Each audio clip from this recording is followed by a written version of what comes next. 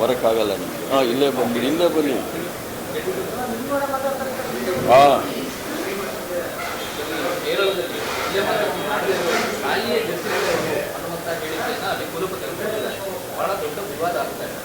ವಿವಾದ ಏನಿಲ್ಲ. ಕುಲಪತಿಗಳು ಸರಿಯಾಗಿ ಉತ್ತರ ಕೊಟ್ಟಿದ್ದಾರೆ. ಈ RSS ಅವರು ಯಾವತ್ತೂ ಸಹ ಒಂದೇ ಮಾತ್ರಮ್ನ ಅವ್ರನ್ನ ಶಾಖೆದಲ್ಲಿ ಆಡೋದಿಲ್ಲ. ಅದಕ್ಕೆ ಅವ್ರು ಸರಿಯಾಗಿ ಉತ್ತರ RSS ಅವ್ರಿಗೆ ಅವ್ರ ಶಾಖೆಗೆ ಹೋಗಿ ಕೊಟ್ಟಿದ್ದಾರೆ. ಅವ್ರಿಗೆ ಅಭಿನಂದಿಸ್ತೇನೆ. ಯಾಕಂದರೆ ಭಾರತೀಯ ಜನತಾ ಪಾರ್ಟಿಯಿಂದ ಕಾಂಗ್ರೆಸ್ ಪಕ್ಷದವರು ನಾವು ಯಾವುದೇ ದೇಶಭಕ್ತಿ, ದೇಶ ಪ್ರೇಮದ ಬಗ್ಗೆ, ರಾಷ್ಟ್ರಗೀತೆ, ರಾಷ್ಟ್ರಭಕ್ತಿ ಬಗ್ಗೆ ಸರ್ಟಿಫಿಕೇಟ್ ತಗೊಳ್ಳೋದು ಬೇಕಾಗಿಲ್ಲ. ಇವರು 1925ನೇ ಇಸ್ವಿಯಿಂದ 2026ನೇ ಇಸ್ವಿವರೆಗೂ RSS ಶಾಖೆಯಲ್ಲಿ ಎಲ್ಲೂ ಸಹ ಒಂದೇ ಮಾತ್ರ ವಿಚಾರ ಮಾತಾಡೋದಿಲ್ಲ, ಒಂದೇ ಮಾತ್ರ ಹೇಳೋದಿಲ್ಲ. ಇವ್ರು ಹೇಳೋದೇ ಬೇರೆ ಯಾವುದೋ ವಸ್ತಲೆ ಅಂತಾರೆ.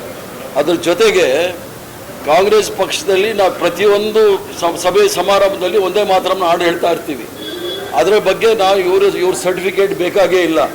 ಮೊದಲನೇ ಬಾರಿಗೆ ಒಂದೇ ಮಾತ್ರ ಆಡಿದಾಗ ಬಂಕಿಮ್ ಚಟರ್ಜಿ ಅವರು 1875ನೇ ಇಸ್ವಿನಲ್ಲಿ ಅವರು ಮೊದಲು 2 ಪಂಕ್ತಿಗಳನ್ನ ಆಡಿದರು. ತದನಂತರ 1882ರಲ್ಲಿ 2 ಪಂಕ್ತಿಯನ್ನು ಸೇರಿಸ್ತಾರೆ. ಅದನ್ನು ಎಡಿಟ್ ಮಾಡಿ ಗುರುದೇವ್ ರವೀಂದ್ರನಾಥ್ ಠಾಗೂರ್ ಅವರು ಅಧಿಕೃತವಾಗಿ 2 ಸಾಲುಗಳು ಹೇಳ್ತಕ್ಕಂಥದ್ದು ಹೇಳ್ತಾರೆ. ಇವರಿಂದ ನಾವು ಪಾಠ ಕಲಿಬೇಕಾದಿಲ್ಲ. ಸೋನಿಯಾ ಗಾಂಧಿ ಅವ್ರ ಬಗ್ಗೆ ದೂರು ಕೊಟ್ಟಿರ್ತಕ್ಕಂಥದ್ದು ಇವರು ಮೊಸರಲ್ಲಿ ಕಲ್ಲು ಹುಡುಕ್ತಾ ಇದ್ದಾರೆ. ಸೋನಿಯಾ ಗಾಂಧಿ ಅವ್ರು ಹೇಳ್ತಾ ಇದ್ದಿದ್ದು, ನಮ್ಮ ಕಾಂಗ್ರೆಸ್ ಕಚೇರಿಯಲ್ಲಿ ನಾನು ಸುಮಾರು 30 ವರ್ಷ ಇದ್ದವನು. ಪ್ರತಿ ಸಭೆ ಸಮಾರಂಭದಲ್ಲಿ ನಾವು ಒಂದೇ ಮಾತ್ರ ಹಾಡು ಹೇಳ್ತೀವಿ. ಆ ಒಂದೇ ಮಾತ್ರ ಹೇಳ್ತಾ ಇದ್ದವರು ತಪ್ಪು ಹೇಳ್ತಾ ಇದ್ರು ಅಂತ ಸೋನಿಯಾ ಗಾಂಧಿ ಅವ್ರು ಹೇಳಿದ್ದವ್ರಿಗೆ. ತಪ್ಪು ಹೇಳ್ತಾ ಇದ್ರೆ ಸರಿ ಮಾಡಿ ಅಂತ ಹೇಳಿ. ಈ ಅಮಿತ್ ಶಾ ತಡಿಪಾರಿಂದ ನಾವೇನು ಕಲಿಬೇಕಾದಿಲ್ಲ. ಮೊದಲು ನಮ್ಮ ಅಖಿಲ ಭಾರತ ಕಾಂಗ್ರೆಸ್ ಸಮಿತಿ ಅಧ್ಯಕ್ಷರಾದ ಮಲ್ಲಿಕಾರ್ಜುನ್ ಖರ್ಗೆ ಸಾಹೇಬರು ಹಲ್ದ್ವಾನಿನಲ್ಲಿ ಉತ್ತರಾಖಂಡಲ್ಲಿ ಯಾವುದೋ ಒಂದು ಭಾಷಣ ಮಾಡಿ ಬಂದಾಗ ಅಲ್ಲಿ ಗಂಗಾ ನದಿ ತೆಗೆದುಕೊಂಡು ಹೋಗಿ ಶುಚೀಕರಣ ಮಾಡಿದಾರಲ್ಲ, ಇದು ಗೋಲ್ವರ್ಕರ್ ಮನಸ್ಥಿತಿ. ಗೋಲ್ವರ್ಕರು ಏನು ಹೇಳಿದ್ದಾರೆ, ಅವ್ರ ಬಂಚ್ ಆಫ್ ಥಾಟ್ಸ್ ಅಂತ ಏನು ಹೇಳಿದ್ದಾರೆ, ಚಿಂತನ ಗಂಗಾ ಅಂತ ಹೇಳಿ ಕನ್ನಡದಲ್ಲಿದೆ. ಅದರಲ್ಲಿ ಬಹಳ ಸ್ಪಷ್ಟವಾಗಿ ಹೇಳಿದ್ದಾರೆ, ಈ ರಾಷ್ಟ್ರದ ತ್ರಿವರ್ಣ ಧ್ವಜವನ್ನ ನಾವು ಒಪ್ಕೊಳ್ಳೋಕೆ ತಯಾರಿಲ್ಲ. ನಾನು ಬಂದೆ ನಾನು ಅದು ಕರೆಕ್ಟಾಗಿ ಹೇಳ್ತೀನಿ.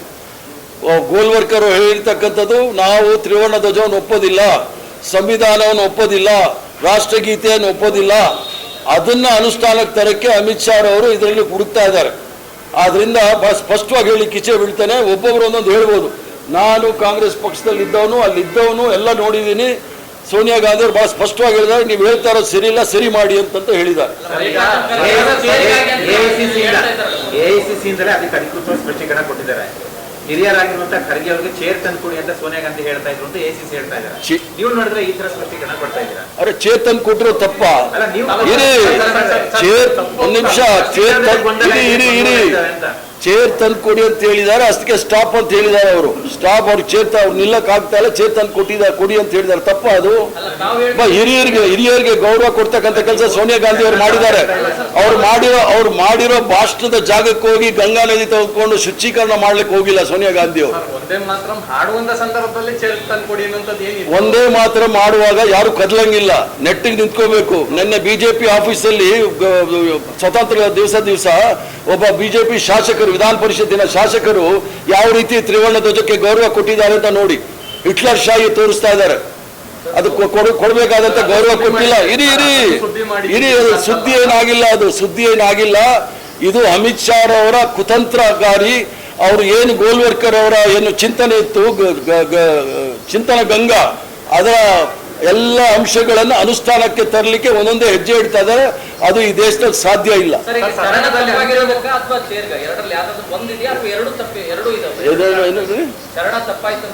ಶರಣ ತಪ್ಪಾಗಿದೆ, ಪ್ಲಸ್ ಚೇರ್ ಕೊಡಕ್ಕೆ ಖರ್ಗೆ ಸಾಹೇಬ್ ನಾನೇ ಸ್ವತಂತ್ರ ದಿನೋತ್ಸವ ದಿನ ಭಾಷಣ ಮಾಡುವಾಗ XMP ಒಬ್ರು ಕುಸಿದ್ ಬಿದ್ದರು. ನಾವೇನಾದರೂ ರಾಷ್ಟ್ರಗೀತೆ ಆಡುವಾಗ ಅವರು ನೆಟ್ಟಿಗೆ ನಿಲ್ಬೇಕಾಗುತ್ತೆ, ಕದ್ಲಂಗಿಲ್ಲ. ಅದಾಗಬಾರ್ದು ಅಂತೇಳಿ ಅವ್ರು ಚೇರ್ ಕೊಡಕ್ಕೆ ಹೇಳಿದ್ರು. ನನಗೆ ಉತ್ತರ ಬೇಕಾಗಿರೋದು ಅಮಿತ್ ಶಾ ಹತ್ರ, ತಡಿಪಾರ್ ಹತ್ರ. ಖರ್ಗೆ ಸಾಹೇಬರು ಹಲ್ದ್ವಾನಿನಲ್ಲಿ ಆ ಒಂದು ಸಮಾರಂಭ ಮುಗಿದ ನಂತರ ಗಂಗಾ ನದಿ ನೀರಿನಲ್ಲಿ ಯಾಕೆ ಶುಚೀಕರಣ ಮಾಡಿದ್ರು ಅಂತ ಹೇಳಬೇಕು. ಇವರು ಇಡೀ ದೇಶಕ್ಕೆ ಕ್ಷಮೆ ಕೇಳಬೇಕು.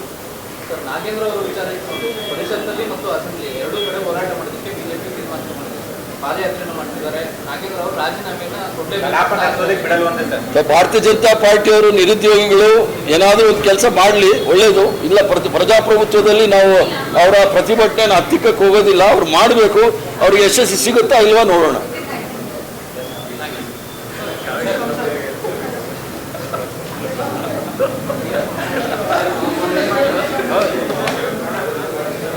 ಈರಣ್ಣ